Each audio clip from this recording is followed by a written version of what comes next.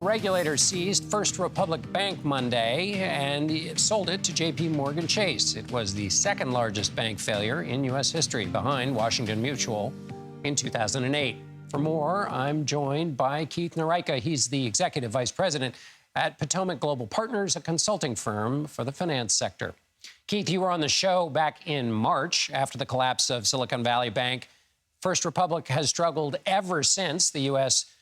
took over SVB and Signature Bank. Did First Republic have the same failures, same issues those banks had, or did they have a special basket of issues?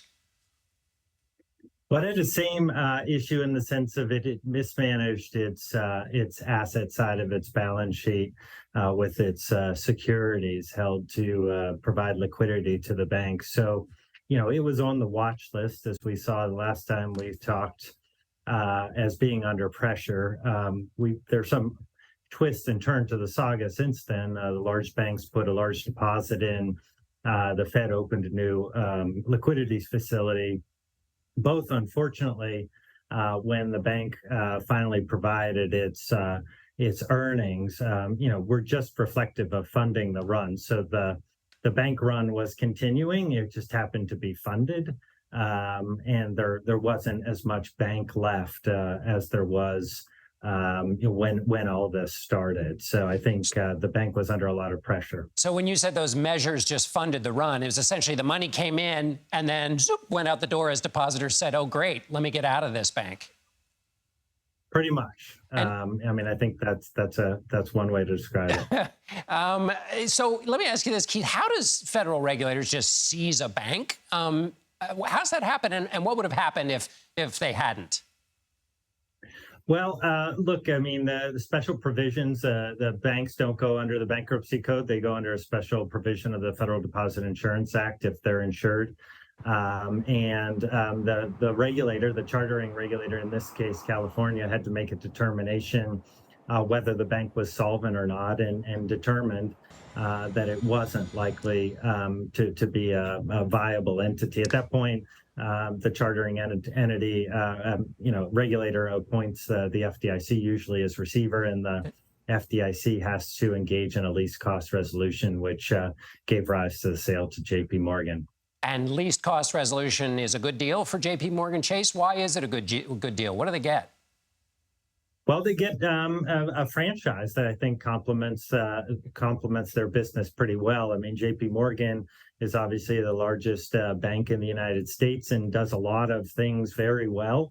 But it's never been like a really big player in wealth management, where First Republic had really established a name as sort of a niche player.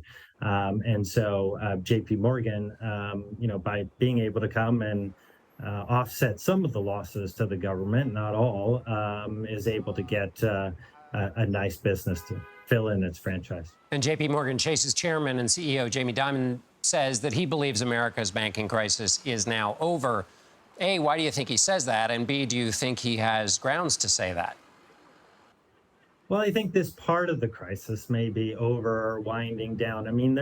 There's now a path to an exit, right? So that the last time we talked, the regulators weren't willing to, try to arrange some shotgun weddings with the government assistance for fear of being able to, being accused of bailouts. We've at least moved to what I would call like the norm, which is assisted transactions. And I think like the next step, hopefully, is a returning more to a normal bank merger and acquisition market, where, if First Republic, say about 2 or 3 years ago, probably was a very attractive target to a larger bank that wanted to expand in this area. And at that point, probably wasn't in as big of a hole. And in a normal case where bank mergers weren't discouraged or actively discouraged, that may have been a transaction that happened and might have saved the taxpayers $13 billion. But as it is, at least we're more moving toward normal than just letting the bank fail and bailing everyone out. All right, Keith Noreika, thanks so much for being with us.